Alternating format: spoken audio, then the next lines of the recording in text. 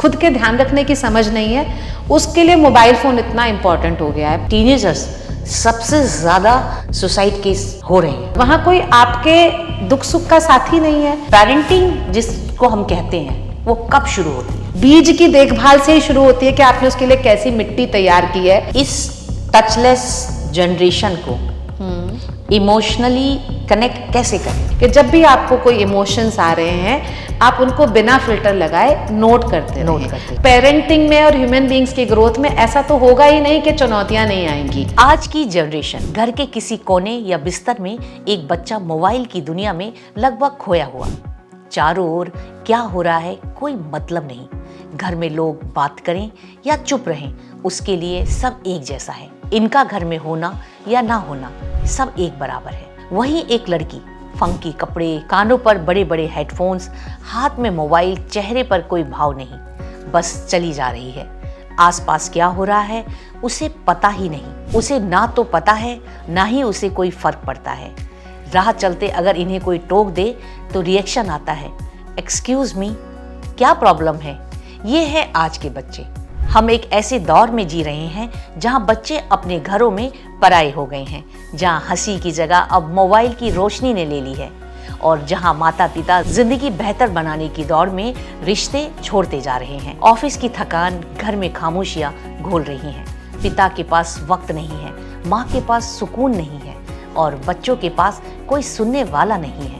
बच्चों को दुनिया जीतने के गुर सिखाए जा रहे हैं, लेकिन दिल खोलकर बात नहीं की जा रही। यही बच्चे फ्रेंड्स के साथ एंजॉयमेंट और शेयरिंग कर रहे हैं, लेकिन घर में नहीं। शायद यही वजह है कि आज सबसे ज्यादा मायूसी उस उम्र में है जहां खिलखिलाहट होनी चाहिए थी। चौंकाने वाला सच ये है कि हमारे देश भारत में 13 से 17 साल के करीब 7.3% बच्चे किसी न किसी मानसिक बीमारी से जूझ रहे हैं। सिर्फ उत्तर प्रदेश में ही 11 से 18 साल के 14.5% बच्चे डिप्रेशन और 15% बच्चे एंजाइटी से पीड़ित हैं। लेकिन इन आंकड़ों के पीछे छुपा सवाल कहीं ज्यादा बड़ा है। क्या हम अपनी अगली पीढ़ी को सफल बनाने की होड़ में उसे अकेला तो नहीं छोड़ रहे? आप आश्चर्य करेंगे कि बच्चों में सुसाइडल टेंडेंसी बढ़ रही है और उसमें 35 से 40% रीजन फैमिली इश्यूज हैं। ऐसे में क्या करें? इन नए चैलेंजेस को कैसे हैंडल करें? बच्चों के साथ रिलेशनशिप को कैसे स्ट्रॉन्ग करें? इन सभी विषयों के बारे में डिस्कस करने के लिए आज हमारे स्टूडियो में मौजूद हैं सोमा सिंह जी। आप एक पेरेंटिंग कोच हैं और मोटिवेशनल स्पीकर, जो सिर्फ बच्चों की परवरिश नहीं बल्कि रिश्तों को फिर से जीवित करने की बात करती हैं और सही गाइडेंस देती हैं। सोमा जी, आपका बहुत बहुत स्वागत है हमारे वुमनिया के प्लेटफॉर्म में। धन्यवाद पुनीता जी, मुझे इस पॉडकास्ट में इनवाइट करने के लिए। हमारा वुमनिया का प्लेटफॉर्म जो है उसमें डिफरेंट फील्ड के वुमनियाज आती हैं और हम लोग उस पर वर्क करते हैं और उनके बारे में लोगों को अवगत कराते हैं। तो आज जैसे आपके साथ पॉडकास्ट बहुत ही इंटरेस्टिंग होने वाला है, जो कि हम पेरेंटिंग पे आज पॉडकास्ट कर रहे हैं। तो पहला सवाल जो मैं आपसे पूछना चाहती हूँ, सोमा जी, आज की टीनेजर की सबसे बड़ी समस्या क्या है अकॉर्डिंग टू यू? देखिए पुनीता जी, आपने ना जैसे मैल न्यूट्रिशन सुना होगा। आज का बच्चा जो है इंफॉर्मेशन ओवरलोड है, सो विद इंफॉर्मेशन ओबीज है, लेकिन इमोशनली मैल नरिश्ड है। तो बच्चे को आज जो डिवाइसेस आ गई हैं, टेक्नोलॉजी ड्रिवन वर्ल्ड है और बच्चे के पास हर वक्त कनेक्टिविटी है और उसकी दुनिया उस इंफॉर्मेशन ओवरलोड में तो है, लेकिन जो एक सेंसिटिविटी होती है, सेंसोरियल डेवलपमेंट होता है, या आप कहेंगे कि बच्चे को ये अपने आसपास के जो वातावरण की समझ होती है, हर चीज़ को वो महसूस करता है, वो महसूस करना बहुत हद तक कम हो गया है। तो इसलिए मैं कहती हूँ कि आज का बच्चा इंफॉर्मेशन ओवरलोड वाला मैल नरिश्ड, इमोशनली मैल नरिश्ड बच्चा है। क्या बात है, बिल्कुल आपने सही बताई। क्या सिर्फ ये सोशल मीडिया और पीर प्रेशर की वजह से है या कभी हम माता पिता भी इस दर्द का हिस्सा हैं? देखिए पुनीता जी, मैं जहाँ तक मानती हूँ कि मेरा बहुत लंबा एक्सपीरियंस रहा है टीनेजर्स के साथ, बच्चों के साथ, क्योंकि मैं पिछले 28 साल से एजुकेशन के फील्ड में हूँ और मेरा अधिकतर जो वर्क रहा है वो 10 इयर्स से लेकर के 15-16 इयर्स के बच्चों के साथ। मैंने DPS गाज़ियाबाद में करीब 25-26 साल काम किया, और अब मैं श्री विद्या स्कूल की फाउंडर प्रिंसिपल होने के नाते भी हर एज ग्रुप के बच्चों के साथ कनेक्शन में हूँ। तो ये बदलाव ये आता रहता है, हर जनरेशन में बदलाव आता है। और अब टेक्नोलॉजी ड्रिवन वर्ल्ड होने की वजह से बहुत आसान है हम सबके लिए कहना कि ये टेक्नोलॉजी की वजह से प्रॉब्लम है, बट हम लोग एज अ सोसाइटी, समाज की तरह से भी हम इसका हिस्सा हैं। हम पेरेंट्स होने के नाते भी हिस्सा हैं और हम स्कूल्स होने के नाते भी हिस्सा हैं कि बच्चे के पास कनेक्टिविटी बहुत है, but real connections real life में वो है ही नहीं। बिल्कुल, और यही मेरे ख्याल से सारी चीज़ों की, ख्याल से क्या, मेरे अनुभव में भी यही सारी मुसीबतों की जड़ है, जो भी आज समाज में परेशानियां दिख रही हैं हमको, जिसके बारे में आज हम विस्तृत रूप से चर्चा करने वाले हैं। ये इसके लिए सबसे बड़ी परेशानी यही है कि बच्चे के पास रियल लाइफ कनेक्शंस ही नहीं हैं। तो जैसे आप सेशन लेती हैं जी, तो उन सेशन के दौरान आपने ज़्यादा कॉमन प्रॉब्लम्स किस तरह की आपने देखी अब तक? तो जैसे कॉमन सी प्रॉब्लम हो, लाइक। हाँ जी, तो ये परेशानी 2 लेवल पे है। एक है माता पिता की परेशानी, परिवारों की परेशानी, और दूसरी है बच्चे की परेशानी। तो जनरली जो परिवारों की परेशानी है, माता पिताओं की, अभिभावकों की परेशानी है, वो परेशानी उनको जब बच्चा बड़ा हो जाता है, जब वो टीन एज में आ जाता है, तब वहाँ पे उनको एब्सेंस ऑफ कनेक्शन फील होता है। वहाँ पे उनको लगता है कि बच्चे को जो हम कह रहे हैं वो बच्चा अटेंशन पे नहीं कर रहा है, सुन नहीं रहा है, बात मान नहीं रहा है, आर्ग्यू कर रहा है, रिप्लाई बैक कर रहा है। लेकिन अगर मैं बच्चे की परेशानी देखूं तो बच्चे की परेशानी ये जो लैक ऑफ कनेक्शन की थी वो बहुत पहले शुरू हो गई थी, जो कि वो एक्सप्रेस नहीं कर पा रहा था छोटा होने की वजह से। बिकॉज जब बच्चा बहुत छोटा था उसको रियल लाइफ कनेक्शंस की ज़रूरत थी, उसको था कि उसके पेरेंट्स उसके साथ खेले, उसके साथ समय बिताएं। अब पहले क्या होता था, बहुत बड़े परिवार, शायद वो 3 जनरेशन पुरानी बात है, मेरे नाना जी के टाइम की बात है, कि उस समय पे बड़े परिवार होते थे और हर सबसे कनेक्शन होता था, इसलिए पेरेंट्स को उतनी जिम्मेदारी की जरूरत नहीं थी। अब क्या है, परिवार सिमट गए, एक 2 रूम और 3 रूम BHK फ्लैट में हो गए। तो ये फ्लैट सिस्टम में बच्चे की दुनिया माता पिता तक सीमित है और वो अपनी ज़िंदगी में बिजी हैं, चाहे वो काम की ज़रूरतें हैं, चाहे वो अपनी लाइफ का कुछ कमिटमेंट्स हैं, चाहे अपने ड्रीम्स हैं, अपने एस्पिरेशंस हैं, पर बच्चे के लिए कनेक्शन वो कनेक्शन बहुत पहले ब्रेक हो जाता है, पेरेंट्स को बाद में रियलाइज़ होता है। बिल्कुल।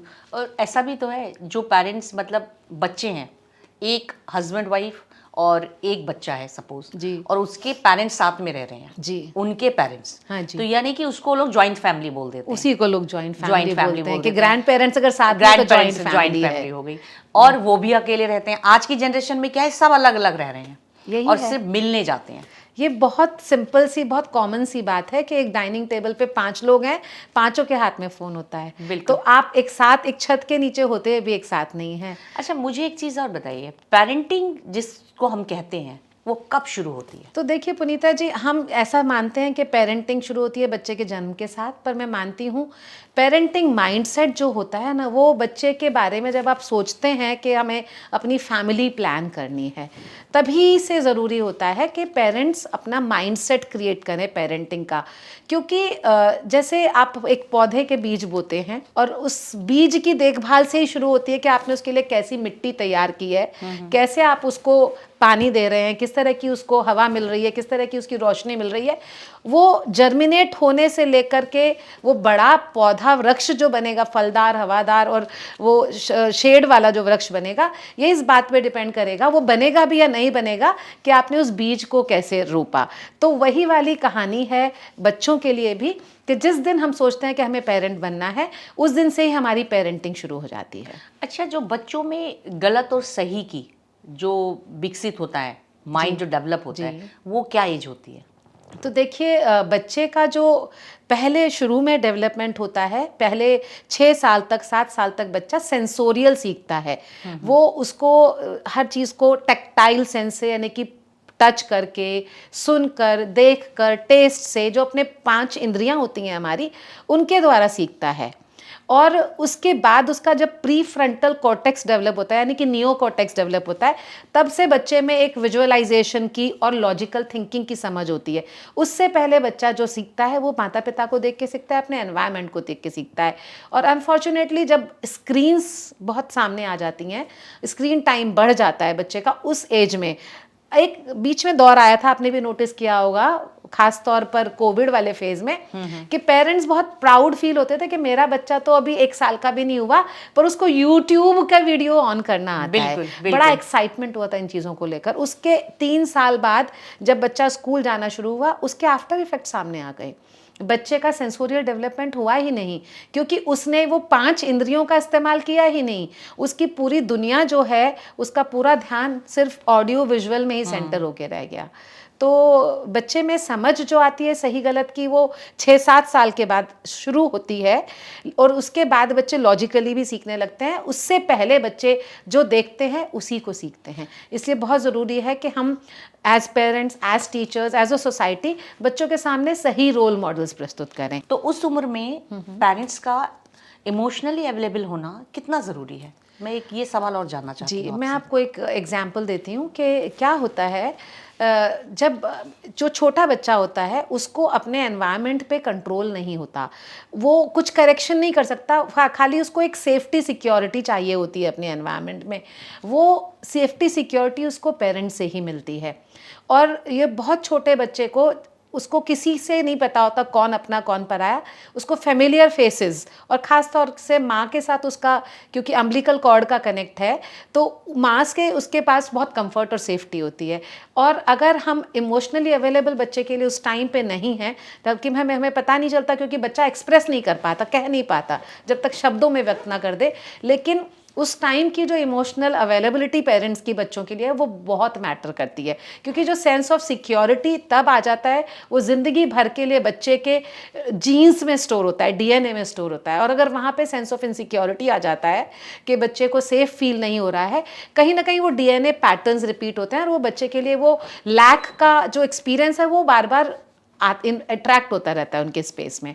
इसलिए बहुत ज़रूरी है कि बच्चों के पास। अच्छा, बच्चों के साथ इमोशनली तो हो गया, उसके अलावा जो स्पर्श थेरेपी होती है एक तरीके से, वो कितनी मायने रखती है? मैं आपको एक एग्जाम्पल से बताऊंगी कि देखिए, छोटा बच्चा होता है, आप उसको उछालते हैं, वो खुश होता है, उसको एक्साइटमेंट लगता है ना।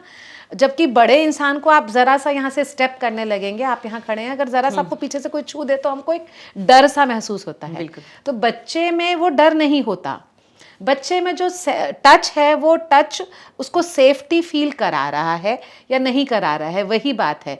इसलिए अगर फेमिलियर लोग हैं, वो बच्चे को टच करते हैं, उसको बहुत अच्छा फील होता है, और जो अनफेमिलियर हैं, वो बच्चे को सेफ्टी सिक्योरिटी फील नहीं होती है। तो ये जो हम बात कर रहे हैं, आप बात कर रहे हो बच्चों को उछाल दिया जी, तो ये तो हो गई छोटे बच्चे की बात। जी। मैं कहती हूँ स्पर्श थेरेपी ऑलवेज, हमेशा, हर एज में जरूरत मैं वही होती उसी है। बात पे आती हूँ कि जो फिजिकल प्रॉक्सिमिटी होती है ना, देखिए जब हम बच्चे थे तो हमारे पेरेंट्स की आदत में नहीं था कि हमको आके लाड से एम्ब्रेस करें या दुलार करें। हग नाम का शब्द ही शायद बाद में डिक्शनरी में आया होगा।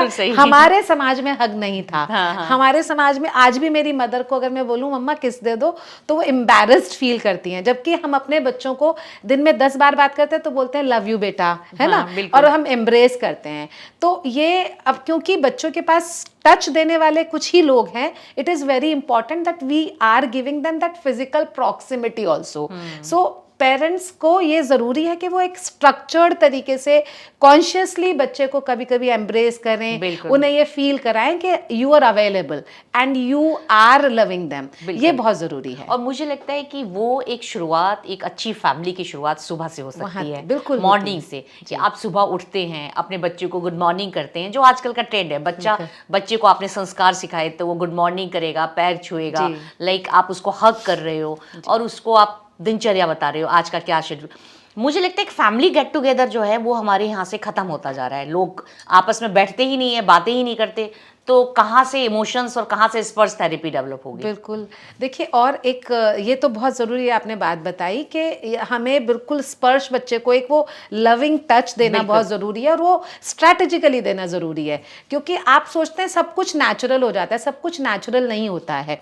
आपको स्ट्रैटेजाइज करना पड़ता है कि मेरे बच्चे को मुझे कितना समय देना है। ज़रूरी नहीं कि आप उनको दिन में 10 घंटे दें, आपका 10 मिनट बच्चों के साथ एक अच्छा जॉयफुल टाइम स्पेंड करना हेल्प करता है।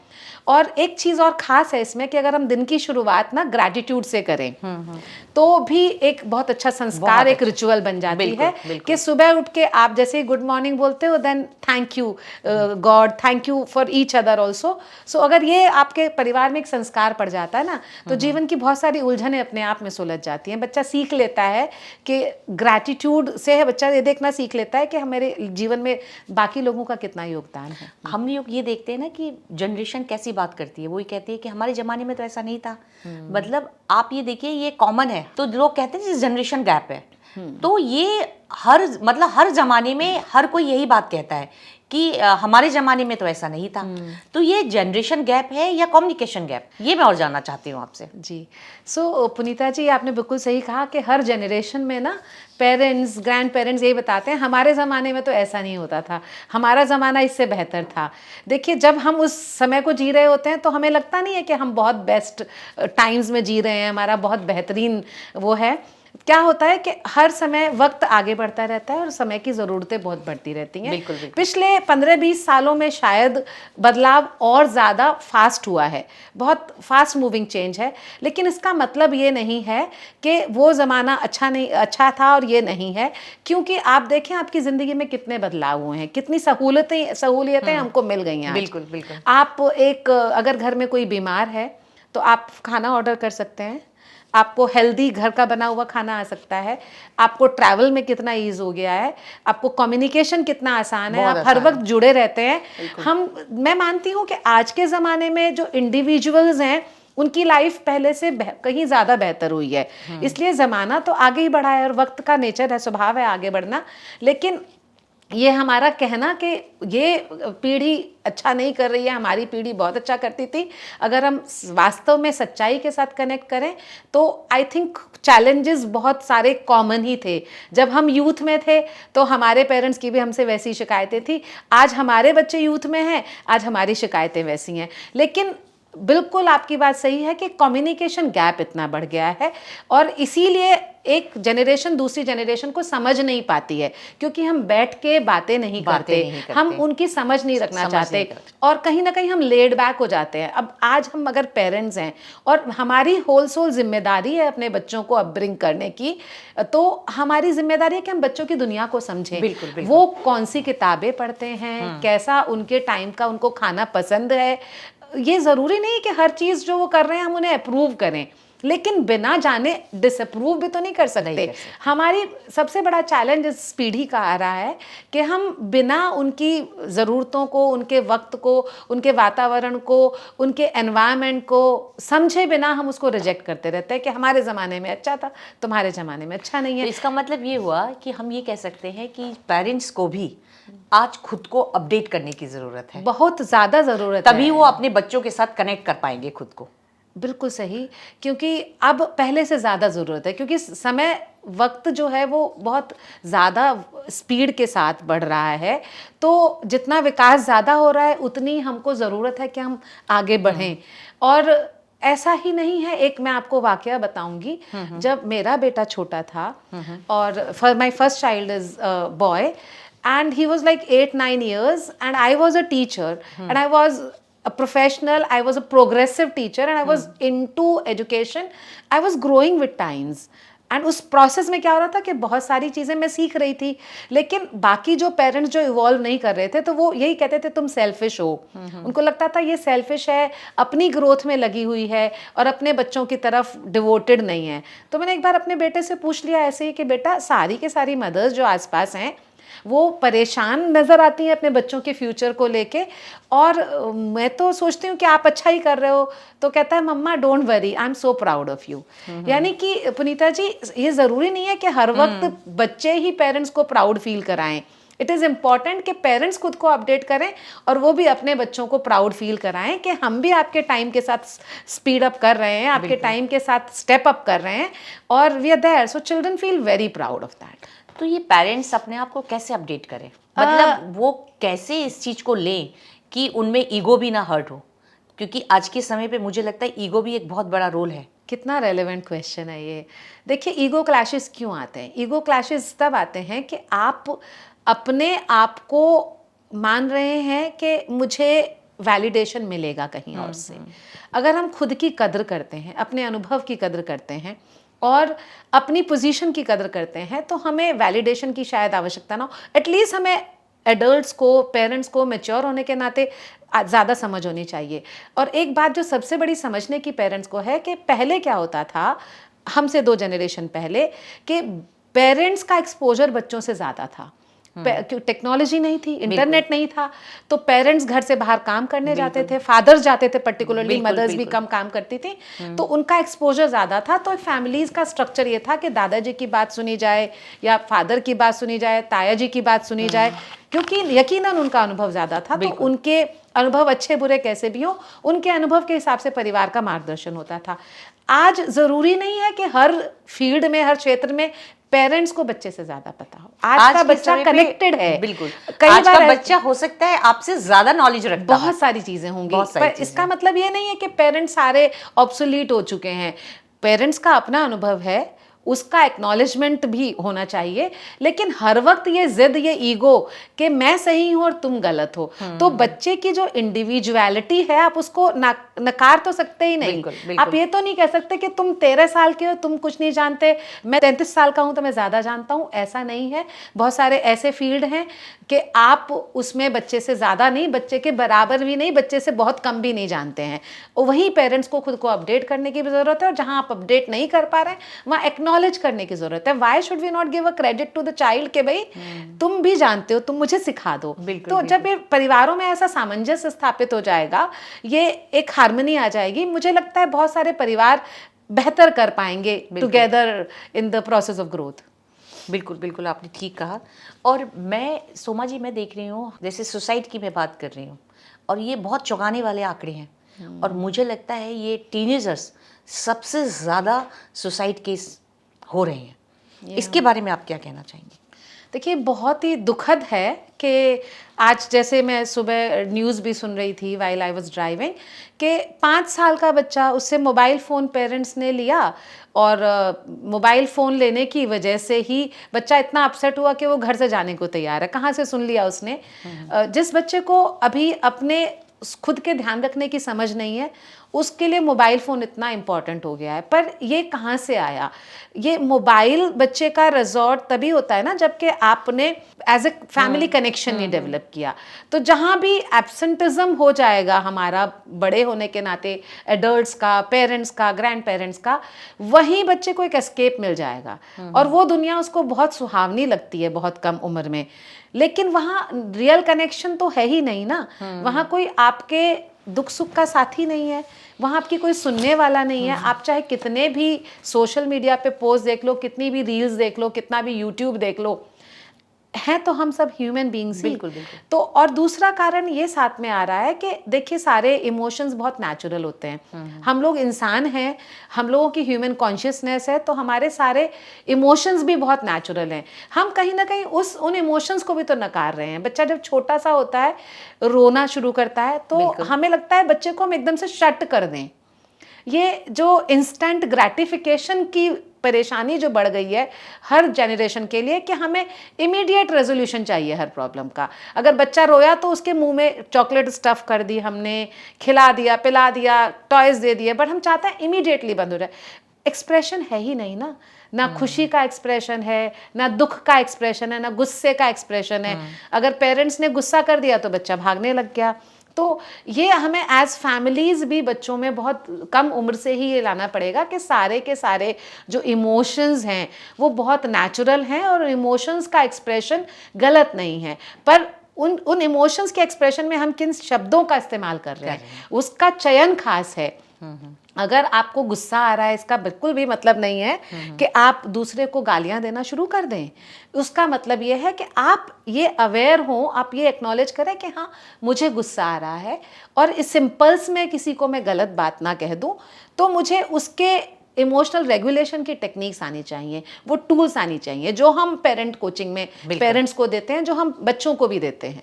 ये टूल्स खास हैं कि आपने 10 से 1 की काउंटिंग की, या आपने एक ग्लास ठंडा पानी पिया, या आपने 2 मिनट के लिए लंबी गहरी सांसें लेना शुरू किया, कुछ जर्नलिंग के टूल्स होते हैं। तो इमोशनल रेगुलेशन बच्चों के लिए ही नहीं, बड़ों के लिए बहुत ज़रूरी है। और परेशानी यही आ रही है कि बड़ों ने इमोशनल रेगुलेशन छोड़ दिया है, वो बहुत इम्पल्सिव डिसीजन ले रहे हैं। एक आपस में झगड़ा हुआ तो फैमिली सेपरेट हो गई, और डिसफंक्शनल फैमिलीज का बच्चों पे क्या असर पड़ता है ये आज आप हर स्कूल में जाके देख इसका सकते मतलब हैं। है, जो आपने अभी जवाब दिया मुझे लगता है कि एक ये भी रीज़न है कि बच्चे जो हैं डिप्रेशन के शिकार हो रहे हैं। बिल्कुल, जो डिप्रेशन में जब वो जा रहे हैं, तो इसको लेके पेरेंट्स कैसे अंडरस्टैंड करें कि मेरा बच्चा डिप्रेशन में है, वो कैसे ऑब्जर्व करेंगे? मतलब ये एक बहुत गहरा सवाल है, जिसकी वजह से सुसाइड के केसेस होते हैं। बच्चा डिप्रेशन में, पेरेंट्स को पता ही नहीं चल रहा, क्योंकि वो एंटर कर रहा है, वो तो स्माइल लेके एंटर कर रहा है, घर में आ गया, बैठ गया, किसी से बात नहीं कर रहा, वो अपने रूम में जाता है, थोड़ी देर में पता चलता है कि उसने सुसाइड कर लिया।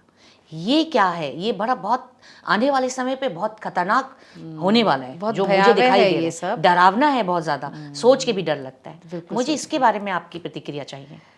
तो देखिए क्या है कि जैसे हम बात कर रहे थे इमोशंस की, बच्चे का एक स्वभाव होता है। अगर आप नेचुरली किसी बच्चे को देखें, आप मतलब बहुत इकोनॉमिकली वेल ऑफ में ना जाएं, नॉर्मल फैमिलीज़ में देखें, बच्चे का स्वभाव होता है जॉयफुल होने का, है ना। क्या होता है, आपकी वाइब्रेशंस होती हैं, जॉय का वाइब्रेशन बहुत हाई होता है और सैडनेस का वाइब्रेशन बहुत लो होता है। तो Joy is a nature of human beings and nature of children in particular. जैसे जैसे आप उम्र में बढ़ते जाते हैं तो आपका जॉय का जो एक्सप्रेशन है वो स्ट्रेस से ओवरकम हो जाता है, लेकिन बच्चों में नहीं होना चाहिए। तो अगर आपको आपका बच्चा जॉयफुल नहीं नज़र आ रहा है, जो जनरली जॉयफुल होता है, वो विड्रॉन है कि वो बातचीत नहीं कर रहा है, चिड़चिड़ा है, उदास है, हर चीज़ में रिएक्ट कर रहा है, उसके बिहेवियर एट्रीब्यूट्स बहुत चाइल्ड लाइक नहीं है या टीनेज लाइक नहीं है, तो आपको ये समझ में आ जाना चाहिए कि बच्चे को अब हेल्प की ज़रूरत है। कुछ बच्चे फॉर्चुनेटली अवेयर होते हैं, उनको पता चलता है कि मेरे साथ कुछ हो रहा है। जैसे मेरी बेटी जब कोविड फेज में थी, शी वॉज इन क्लास 10, तो उस टाइम पे उसको बहुत लोनलीनेस फील होती थी एंड उसने बोला मम्मा मुझसे ये हैंडल नहीं हो रहा है, मुझे हेल्प चाहिए, and I got her therapy sessions. तो इसी तरह से आपको कोच चाहिए, थेरेपिस्ट चाहिए, इसकी ज़रूरत यकीनन पड़ने लगी है। हम एज अ सोसाइटी आज इस बात को इग्नोर नहीं कर सकते, नकार नहीं सकते कि जहाँ जहाँ बच्चों में आपको चेंज दिखता है, आपको इमीडिएटली एक्शन लेना चाहिए, तब बच्चा डिप्रेशन में नहीं जाएगा और ये सुसाइडल थॉट्स वगैरह आप ओवरकम कर पाएंगे।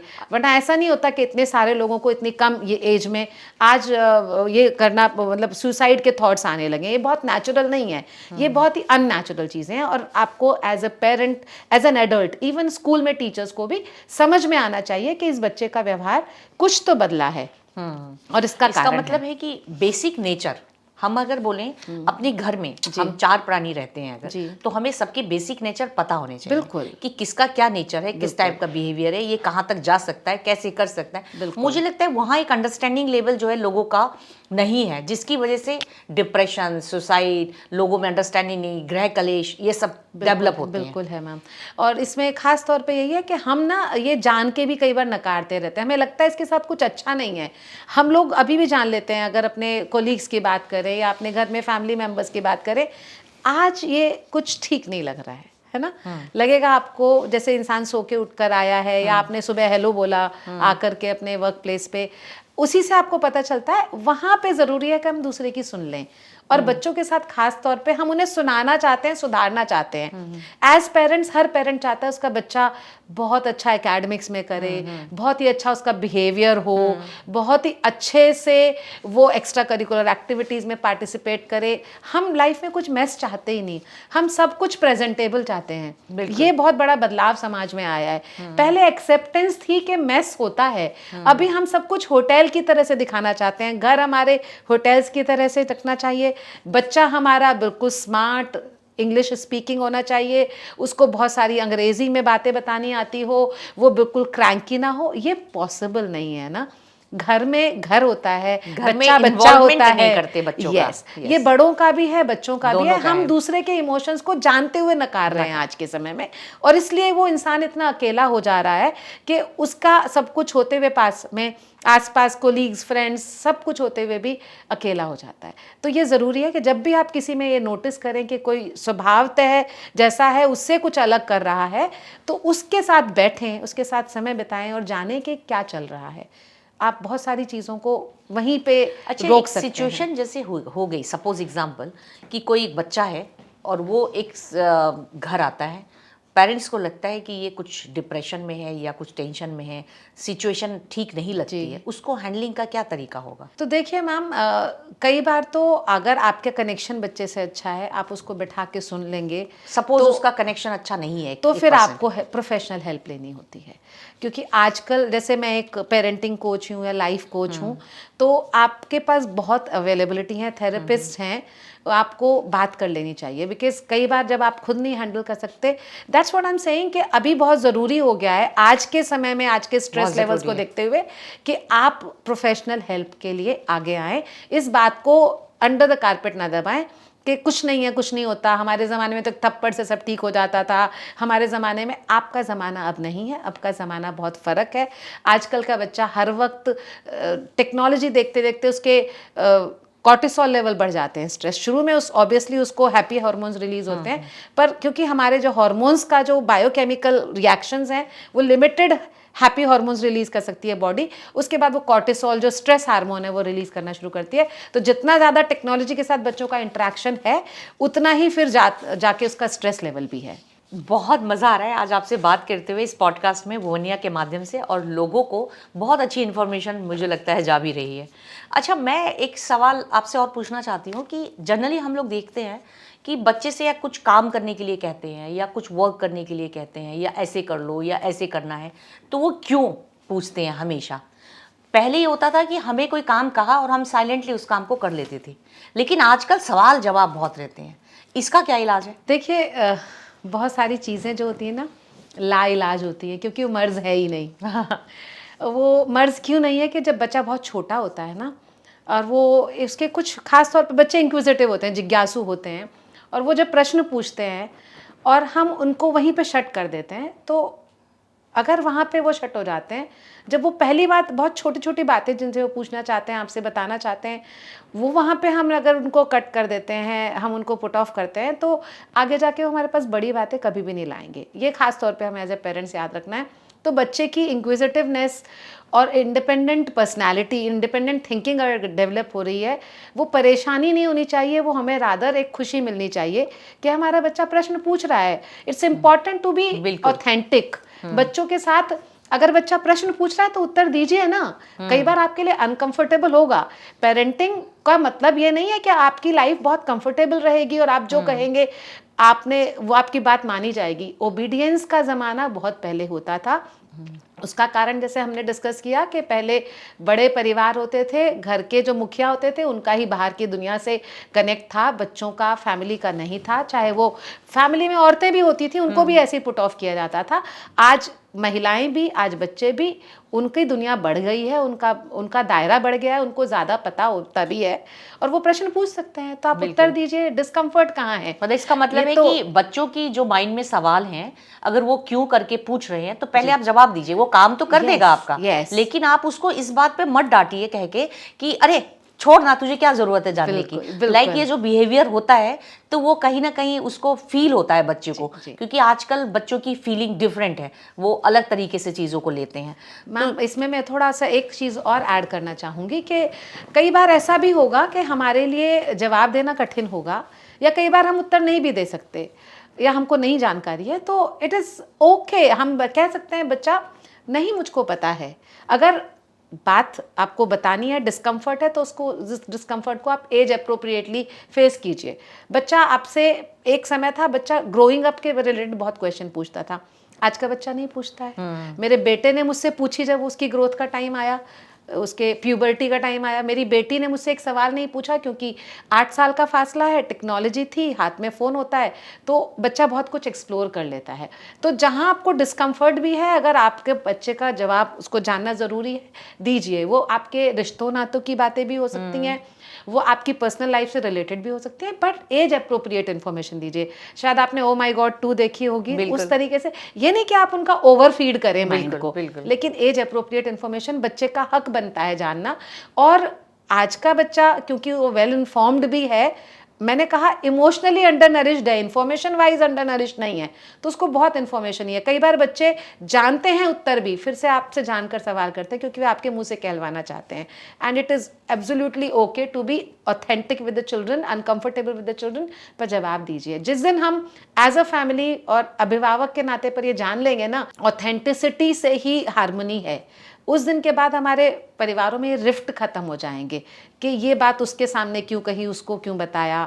ये सब नहीं होना चाहिए। और ख़ास तौर पे हमें रिश्तेदारों की बातें बच्चों से नहीं करनी चाहिए। हमें ये सब बातें नहीं करनी चाहिए कि हम क्या, किसने दिया, किसने क्या लिया, कैसे रिश्ते हैं। बच्चों को रिश्ते खुद समझने दीजिए क्योंकि बच्चे बहुत इंटेलिजेंट होते हैं, वो रिश्ते समझ लेते हैं उम्र के साथ। व्यवहारिकता सिखाने की ज़रूरत नहीं है, संस्कार सिखाने की, वैल्यू सिस्टम सिखाने की और इमोशनल इंडिपेंडेंस देने की ज़रूरत है। अच्छा, एक चीज़ और बताइए मुझे, डिसिप्लिन और फ्रीडम, इन दोनों को कैसे बैलेंस करें पेरेंट्स? बहुत वाजिब सवाल है क्योंकि इसी में परेशानी आती है। हम एज पेरेंट्स ये सोचते रहते हैं कि बच्चा हमारी बात सारी माने, सुने, जो उसको सही काम करना है वैसे ही करे, एज इफ़ के बच्चा ना हुआ कोई रोबोट हो गया कि आपने उसका एक एल्गोरिदम बना दिया, एक सिस्टम बना दिया और वो बच्चा उसी के हिसाब से ऑपरेट करेगा। देखिए, जो ये कन्फर्मिटी होती है ना, conformity is a sign of से कंप्लायंस, के एब्सोल्युटली कंप्लायंस होगा, बच्चा कंप्लायंट होगा। लेकिन एक थिंकिंग ह्यूमन बीइंग जो है, एक इंडिपेंडेंट थिंकर कभी कंप्लायंट नहीं होगा। इसलिए एजुकेटेड लोग डिफ़िकल्ट होते हैं हैंडल करने में, इसीलिए जो वेल इन्फॉर्म्ड बच्चे हैं वो डिफ़िकल्ट होते हैं और उनको आप डिसिप्लिन खुद नहीं कर सकते, उनमें सेल्फ डिसिप्लिन इंस्टिल करना ज़रूरी होता है।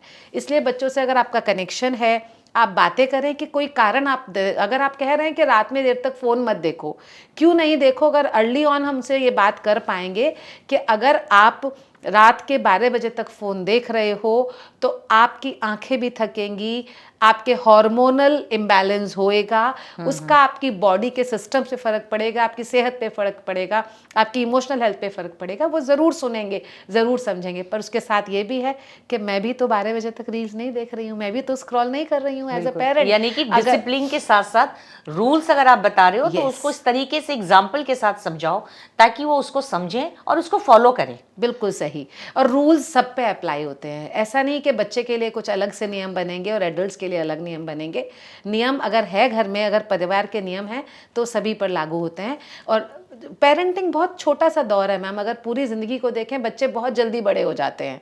17 साल का बच्चा घर से बाहर अपने प्रोफेशनल कोर्सेज़ के लिए चला जाता है। मेरे दोनों ही बच्चे, मेरा बेटा 17.5 साल की उम्र पे एनडीए में चला गया था, बेटी भी कॉलेज चली गई थापर में, अम्बाला में, पटियाला में। लेकिन कितना छोटा सा समय है, अगर उन दिनों उस समय पे बच्चों की अपब्रिंगिंग के समय पर हम अपने कुछ ऐसी चीज़ों को जो हमें बहुत ज़्यादा प्रिय हैं, थोड़े दिन के लिए अगर उनको एक साइड में रख के पूरा फोकस बच्चे पे दिया जाए तो क्या हर्ज है उसमें। कि हम बच्चों को ज़्यादा अंडरस्टैंड नहीं करते, पेरेंट्स ज़्यादातर देखा है कि अंडरस्टैंड नहीं करते और ये कह के ख़त्म कर देते हैं, अभी तुझे नहीं पता। तो एक जो वैल्यू होती है, पेरेंट्स को उस वैल्यू पे कितना काम करना चाहिए, यानी कि उस बच्चे की वैल्यू, यानी कि आप छोटा सोच के आपने ऐसे मत छोड़िए, मतलब उसकी वैल्यू जब से वो पैदा होता है, मुझे लगता है तब से उसकी वैल्यू क्रिएट होती है। जी। तो लेकिन पेरेंट्स उसकी वैल्यू नहीं करते, आपको ऐसा लगता है? ये बिल्कुल है कि हमें लगता है कि हम उम्र में बड़े हैं, हम ओहदे में बड़े हैं, तो हमारी इज्जत है, और जो हमसे छोटी उम्र में है और ये हमारी जो उस ओहदे में छोटा है उसकी इज्जत कम है। और ये ही कारण होता है कि इंस्टीट्यूशंस में भी और परिवारों में भी परेशानियां आती हैं। तो हर इंसान अपनी उम्र के हिसाब से अपने हिसाब से मैच्योर है और उसको उसके लिए इज्जत मिलनी ही चाहिए। तो अभी फ़र्क तो आया है पेरेंट्स की अप्रोच में कि हम बच्चे से एक रिस्पेक्टफुली बात करते हैं, लेकिन ये एक्नॉलेजमेंट अभी भी नहीं आया कि वो बच्चा अपनी उम्र के हिसाब से मैच्योर है और उसकी अपनी एक पर्सनल आइडेंटिटी है।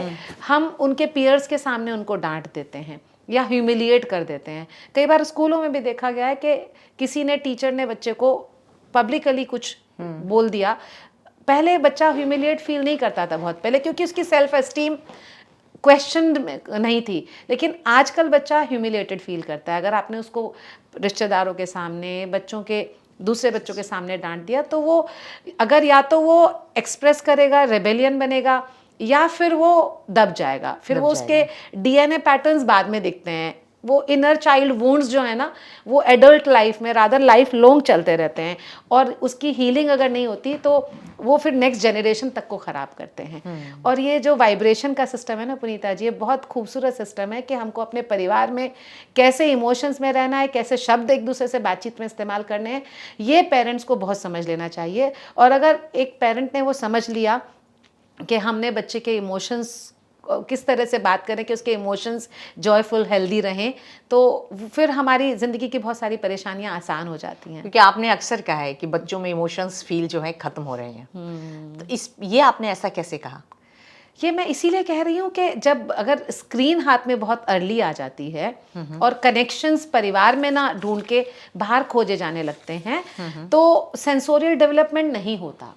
जब वो 5 इंद्रियां ही हमारी पूरी तरह विकसित नहीं होंगी, और इमोशंस का एक्नॉलेजमेंट भी हमने बात की, जैसे कि हम यही नहीं सोचते कि किसी को भी लाजमी है कि गुस्सा आएगा, किसी को भी लाजमी है कि वो कभी दुखी हो सकता है किसी कारण से, किसी को भी लाजमी है कि किसी चीज़ से एक्साइट हो सकता है।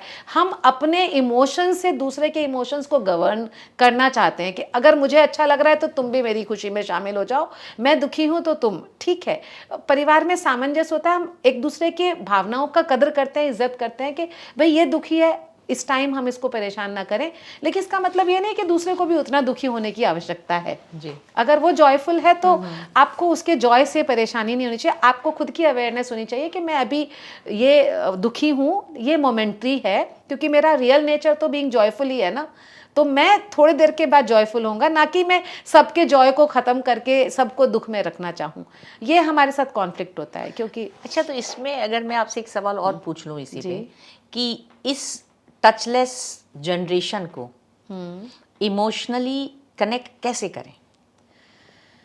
तो ये जो आज की पीड़ा है, जिसकी वजह से आज और आप और हम बैठ के पॉडकास्ट कर रहे हैं, ये जो प्रॉब्लम्स हैं जो दिन ब दिन बढ़ती जा रही है, ये कैसे कनेक्ट किया जाए?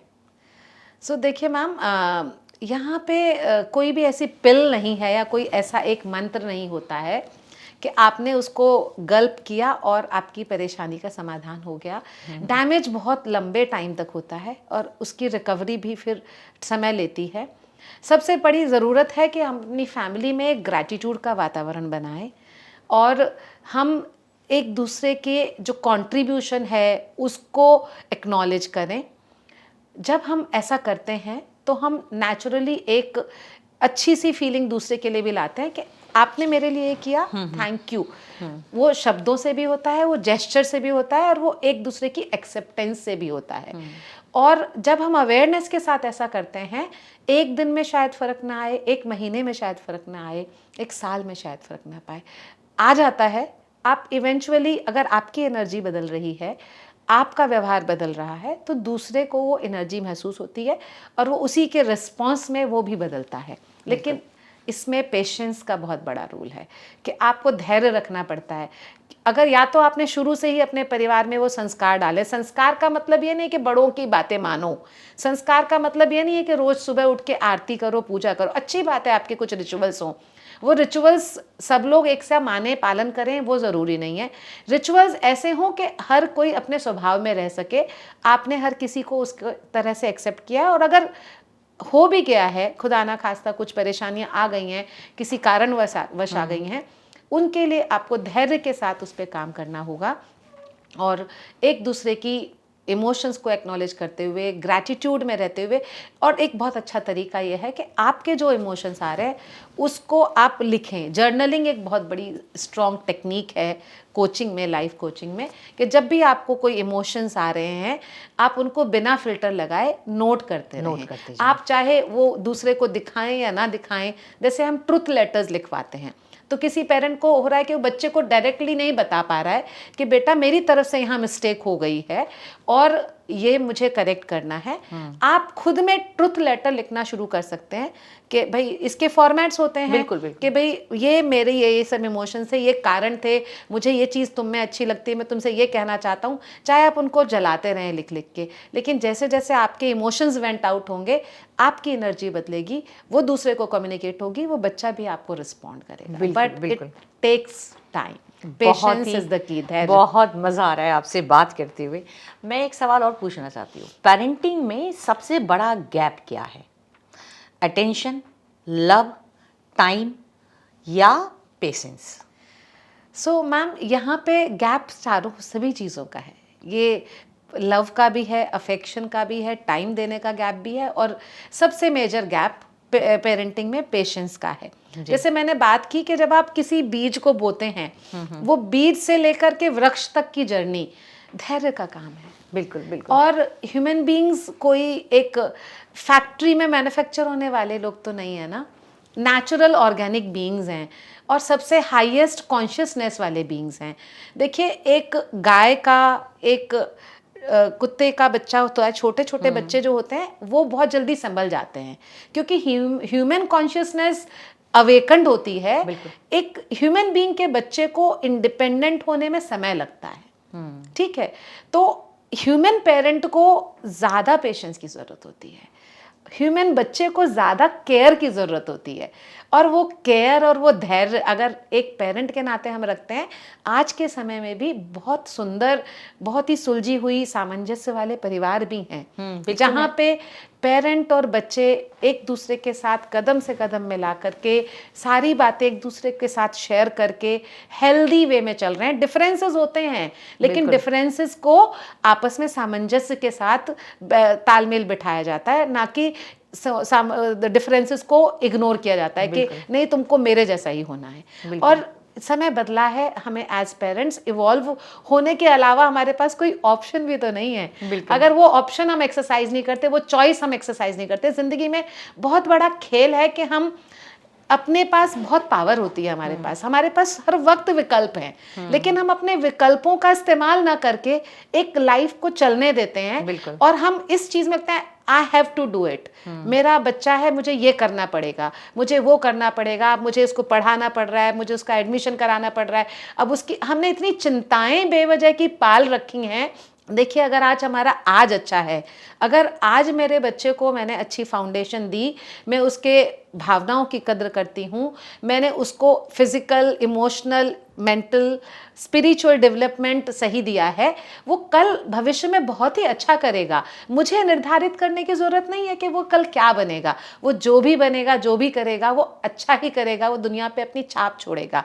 लेकिन अगर आज उसकी फाउंडेशन अच्छी नहीं हुई, ये जो आज ही है यही तो कल बनेगा, जो गया हुआ कल भी यही बनेगा, बीता हुआ कल, और इस आज वाले से ही आने वाला कल निर्धारित है। तो जब हम बीता हुआ कल की भी चिंता करते रहते हैं, ऐसा क्यों हुआ, ऐसा क्यों नहीं हुआ, व्हाट इफ मेरे पास इतना होता तो मैं अपने बच्चे के लिए और ज्यादा कर पाती और ज्यादा कर पाता, और अगर मैं अपने बच्चे के लिए ज्यादा साधन जुटा पाता शायद मेरा बच्चा। ये चिंताओं की जरूरत नहीं होती है हमको, जिसके जैसे मीन्स हैं। अगर आपने आज अच्छा जिया है, आपका गारंटी है कि बीता हुआ कल भी अच्छा ही होगा और आपका आने वाला कल भी सुनहरा ही होगा।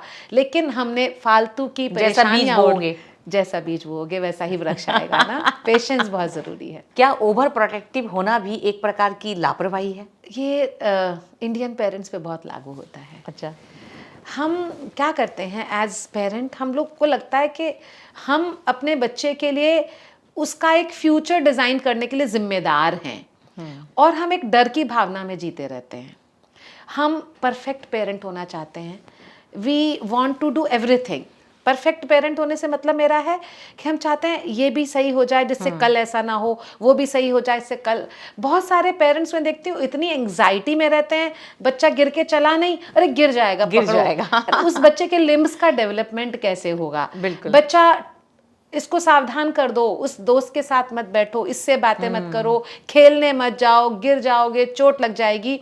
जब तक बच्चे को एक्सपीरियंस नहीं होगा, बच्चा ठोकर नहीं खाएगा, बच्चा मजबूत होगा ही नहीं। बिल्कुल। और पेरेंटिंग में और ह्यूमन बीइंग्स की ग्रोथ में ऐसा तो होगा ही नहीं कि चुनौतियां नहीं आएंगी।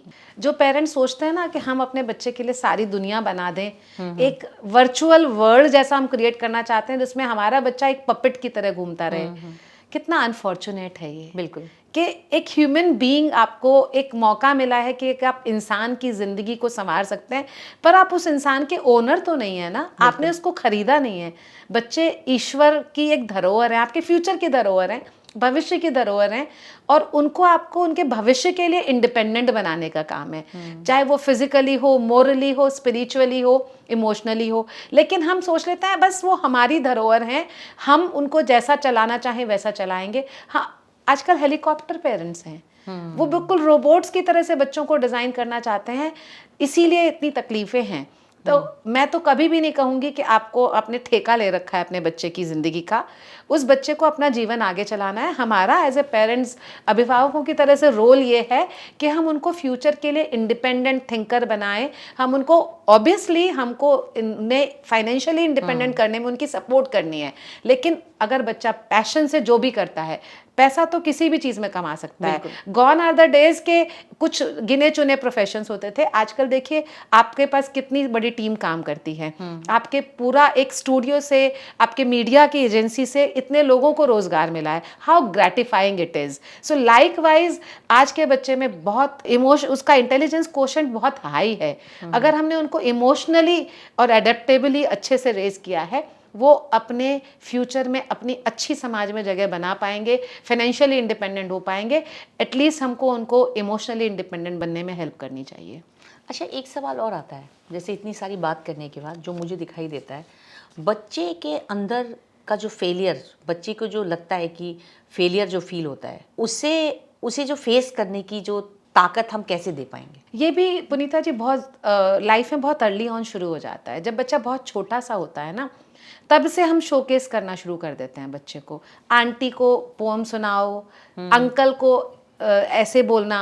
हम बोलेंगे, फ्रूट को भी आप देखिए एप्पल बोलना है, सेब नहीं बोलना है। अरे क्या तकलीफ है, जब सेब है, आप हिंदी भाषी प्रदेश में रहते हैं, तो बच्चे को हम उसके आसपास की चीज़ों की नॉलेज गेन करने से हमारा फोकस होता है उसके प्रेजेंटेशन पे, और वहाँ से बच्चा वैलिडेशन सीख लेता है कि ये जो इंस्टेंट ग्रेटिफिकेशन है वहाँ से आ जाता है कि भाई इमीडिएटली उसको उसका रिजल्ट चाहिए।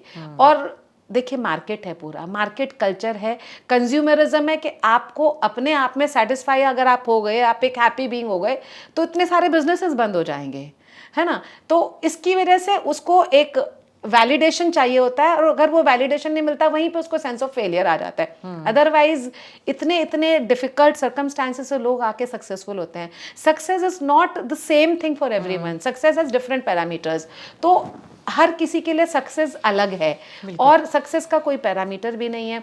तो उसको एक अचीवमेंट नहीं मिला, उससे जो उसने लर्निंग गेन की वो भी तो सक्सेस ही है ना। आपने, failure is just momentary, success is also momentary. आपको नहीं लगता कि पेरेंट्स होड़ की उसमें जाते हैं? मैं वही कह रही हूँ, बच्चे ने ऐसा किया तो तुम क्यों नहीं कर सकते, कंपैरिजन शुरू कर देते हैं जहां ही ऐसा लगता है। लेकिन वो उसके लिए खुद कितना उन्होंने किया है। आज कोई अच्छा सिंगर बन गया तो पेरेंट्स कहेंगे तू बन सकता था, तू बना नहीं, लेकिन क्या आपने उसके लिए एफर्ट्स किए? एग्जैक्टली। मतलब यहाँ पे नहीं जाएंगे। कोई स्पोर्ट्स को देखेंगे, देखो ये ऐसे बन गया, अरे तुमने ग्राउंड पे कितनी बार बच्चों को लेकर गए हो? आपने कब उसे सिखाया कि भाई तू ग्राउंड में प्रैक्टिस कर तो तू कुछ अच्छा प्लेयर बन जाएगा?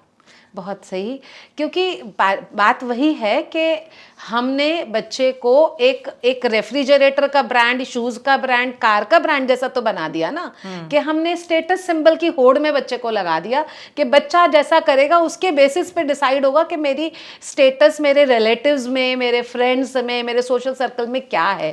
क्या है ये? मैं ये पूछना चाहती हूँ पेरेंट्स से, क्या है ये? एक इंसान को आप बड़ा कर रहे हो, आप उसकी एक खुला आसमान है, इतनी सारी पॉसिबिलिटीज हैं। आपका काम है उसको सपोर्ट करना, इसमें आप कुछ एहसान तो नहीं कर रहे हैं।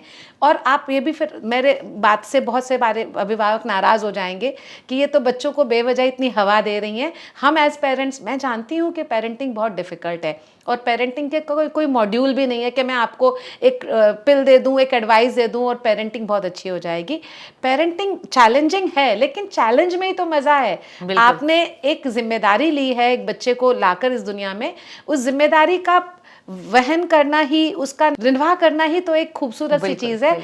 और आई बिलीव कि आप अपने बच्चे के साथ अपना बचपन जी लेते हैं अगर आप उस स्पिरिट से पेरेंटिंग करेंगे कि आपको उसके साथ जिस एज में बच्चा है उस एज का उसका कंपेनियन बन के तो देखिए, फिर आपको इतना मज़ा पेरेंटिंग में आएगा, आपको ये लगेगा ही नहीं कि मैंने उस ह्यूमन बीइंग पे कोई एहसान किया है पेरेंटिंग करके और उसको बड़ा होकर वो एहसान चुकाना है।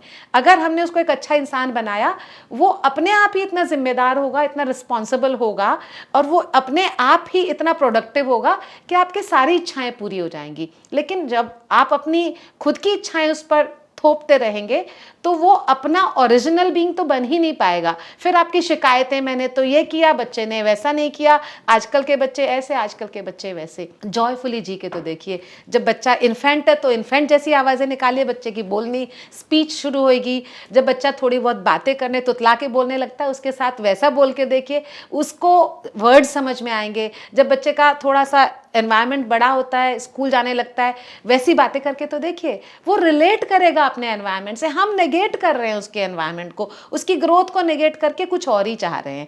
तो माय डियर पेरेंट्स, मेरी बहुत हम्बल अपील है आप लोगों से कि बच्चे के साथ बचपन जी के देखिए अपना, बहुत रिवॉर्डिंग है, पेरेंटिंग बहुत रिवॉर्डिंग है। अच्छा, आजकल शहर में डे बोर्डिंग का कॉन्सेप्ट बहुत चल रहा है, ये कॉन्सेप्ट क्या है? मैं इसके बारे में आपसे जानना चाह रही हूँ, क्योंकि आप स्कूल्स में आप बहुत उसमें आप वर्क भी कर रही हैं। जी, सो डे बोर्डिंग का कॉन्सेप्ट बहुत अच्छा, खूबसूरत सा मैम है, क्योंकि बच्चा एक रिस्पॉन्सिबल बीइंग्स के साथ अगर रहता है, पेरेंट, ये स्कूल में अगर बच्चा है, वहाँ पे टीचर्स हैं, उनकी ट्रेनिंग्स होती हैं कि उनको किस एज ग्रुप को कैसे सिखाना है और कैसे पढ़ाना है। इससे अच्छा कि बच्चे मेड्स के पास रहें, डोमेस्टिक हेल्प के पास रहें, जिनका हो सकता है कि कल्चर, जिनका लैंग्वेज, जिनके तौर तरीके आपके एक्सपेक्टेशन से, एस्पिरेशन से मैच ना करें। तो डे बोर्डिंग में बच्चे को वहीं रोका जाता है, उसकी पढ़ाई, उसका होमवर्क वगैरह वहीं कराया जाता है, उसके लिए खाने पीने का पूरा प्रबंध होता है, उसकी सुविधाओं का ख्याल रखा जाता है। और अगर आप अफोर्ड कर सकते हैं, फॉर वर्किंग पेरेंट्स तो अच्छा लगता है कि एक सुविधा है आपके पास, एक सपोर्ट सिस्टम है। और मैं ये भी साथ में कहना चाहूँगी कि पेरेंट्स को ये नहीं मानना चाहिए कि हम कस्टमर्स हैं और स्कूल्स एक आपको प्रोडक्ट बना रहे हैं। ना तो बच्चा पेरेंट है, बच्चा प्रोडक्ट है, और ना ही आप कस्टमर्स हैं। ये तो एक कोलैबोरेशन है, और स्कूल आपका एक सपोर्ट सिस्टम है जो कि आपके बच्चे की अपब्रिंगिंग में आपको हेल्प करता है। तो आप स्कूल के सिस्टम्स की रिस्पेक्ट करें। At the same time schools को चाहिए कि वो पेरेंट की जो एबिलिटीज़ हैं, वो किस प्रोफेशन में हैं, वो कितने जानकार पेरेंट्स हैं, वो आपसे कुछ प्रश्न पूछते हैं, उनका अप्रोप्रिएट जवाब दीजिए। मोस्टली स्कूल्स भी ये सोच लेते हैं कि ये बच्चा, ये पेरेंट हमसे ज़्यादा सवाल जवाब करता है, हमसे क्वेश्चन पूछता है, तो इस पेरेंट को अलग थलग कर दिया जाए। हमको एक कोलैबोरेशन के साथ चलना चाहिए। डे बोर्डिंग उसमें ही एक कोलैबोरेटिव अरेंजमेंट है बच्चों के केयर के लिए, जो खूबसूरत सा है अगर खूबसूरत तरीके से निभाया जाए तो। अच्छा, आप एक, सोमा जी खुद एक पेरेंटिंग कोच हैं, तो आपने कैसे, आपके जहन में आया और आप एक पेरेंटिंग कोच बनी? पुनीता जी, ये मेरा जुड़ाव बच्चों से बहुत लंबा है। आई वॉज 24 जब मैंने अपना पहला जॉब शुरू किया, और इत्तफाकन मैं अधिकतर 10 साल से 18 साल के बच्चों के बीच में ही रही। स्कूल टीचर, फिर जो भी मैंने हिरार्की वाइज ग्रोथ किया DPS गाज़ियाबाद में, तो बच्चों के साथ ही मेरा जुड़ाव रहा। और मैंने एक बदलाव आते हुए देखा बच्चों के सोच में, बच्चों के इमोशंस में, बच्चों के रहन सहन में। वो पूरा बदलाव जो आते देखा हुआ, जो एग्रावेट हो गया कोविड के टाइम पे। और अब मैं एक फाउंडर प्रिंसिपल हूँ एक स्कूल की, और वहाँ पे छोटे छोटे बच्चे, उनमें किस तरह के बदलाव हैं, पेरेंट्स भी बदल गए हैं, पेरेंटिंग का तौर तरीके बदल गए हैं। तो मुझे लगता है कि बोथ साइड्स, पेरेंट्स और बच्चे दोनों को ही एक सपोर्ट सिस्टम चाहिए, एक हेल्प चाहिए, जहाँ पे उनको नहीं पता होता या हम नहीं सोच पाते कि किस तरह से हम एक दूसरे की हेल्प करें। वहाँ पे पेरेंट कोचिंग एक ब्रिज का काम करती है कि आप बच्चों के समझ रखते हैं, आप पेरेंटिंग की समझ रखते हैं, why not help. So this is my way to serve the community, कि मैं अपने समाज की, देश की इस तरह से सेवा कर सकती हूँ, क्योंकि आने वाले समय में अगर ये समस्याएं हमने अभी कर्ब नहीं की तो आगे मुश्किल होएगी। तो मेरा भी यही उद्देश्य है। मेरी एक कंपनी है माइंड शिफ्ट एजुकेशन, उसके थ्रू मैं चाहती हूँ कि मैं बहुत सारे पेरेंटिंग कोच और क्रिएट करूँ, एजुकेट करूँ लोगों को, सर्टिफाइड कोचेस बनाऊँ, जो कि एक मल्टीप्लिकेशन फैक्टर से 100,000 पेरेंट्स की हेल्प कर सकें अपने बच्चे को सही दिशा दिखाने में और उनकी अच्छे से परवरिश करने में। और अगर वही पेरेंट्स सीखने के बाद एज पेरेंटिंग कोच फर्दर जाना चाहते हैं, मेरी कंपनी उनको भी सपोर्ट करती है कि उनको सर्टिफिकेशन दिया जाए और वो पेरेंटिंग कोच बने और इफेक्ट जो इन्फ्लुएंस है हमारा मल्टीप्लाई हो, क्योंकि बात आज है। के समय की ज़रूरत है। बहुत ही अच्छा लग रहा है आपसे बातचीत करते। चलते चलते मैं चाहती हूँ आप हमारे पेरेंट्स को आज as a coach, parenting coach के उससे आप क्या एक संदेश देना चाहती हैं?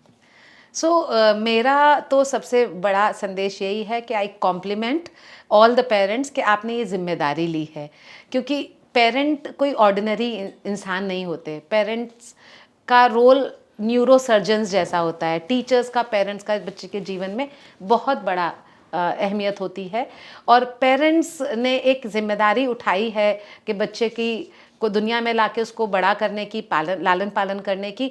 आप बहुत ही सराहना के अधिकारी हैं कि आपकी जितनी सराहना किए जाए आपके एफर्ट्स की, वो कम है।